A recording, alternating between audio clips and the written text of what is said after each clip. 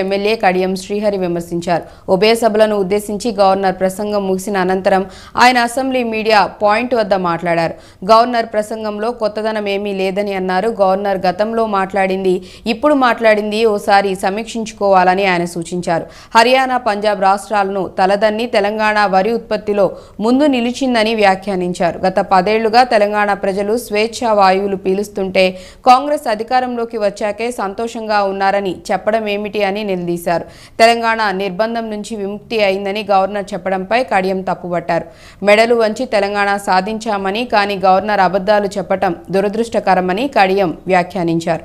Congress 6 గ్యారెంటీలకు governor తన ప్రసంగంలో ఎలాంటి ప్రణాళికలను ప్రకటించలేదని విమర్శించారు. ప్రభుత్వం విడుదల చేసే శ్వేత పత్రాలపై తమ నుంచి సరైన సమాధానం ఉంటుందని కడియం స్పష్టం చేశారు. గవర్నర్ గారి ప్రసంగంలో కొత్తదనం ఏమీ కనిపించలేదు.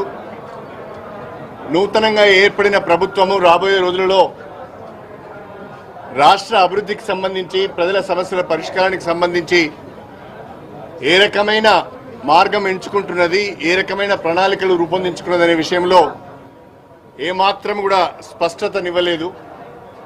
గవర్నర్ ప్రసంగం పూర్తిగా కాంగ్రెస్ పార్టీ ఎన్నికల మేనిఫెస్టోను చదివినట్టుగానే ఉంది తప్ప గత ప్రభుత్వాన్ని విమర్శించడానికే జాయింట్ సెషన్ ఉపయోగించుకున్నట్టుగా ఉన్నది తప్ప కొత్తదనం ఏమీ కనిపించలేదని చెప్పి ఈ సందర్భంగా తెలియజేస్తున్నాను. గత 10 సంవత్సరాలు తెలంగాణలో తిరోగమనంలో ఉన్నదన్నట్టుగా ఆమె మాట్లాడింది.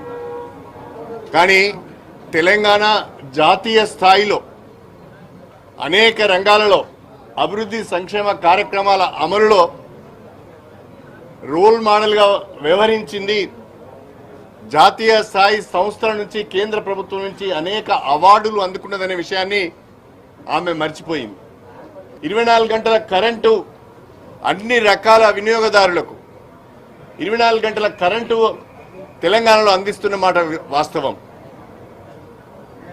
విద్యుత్ వినియోగంలో తెలంగాణ మొదటి స్థానంలో ఉన్నది అనేది సత్యం.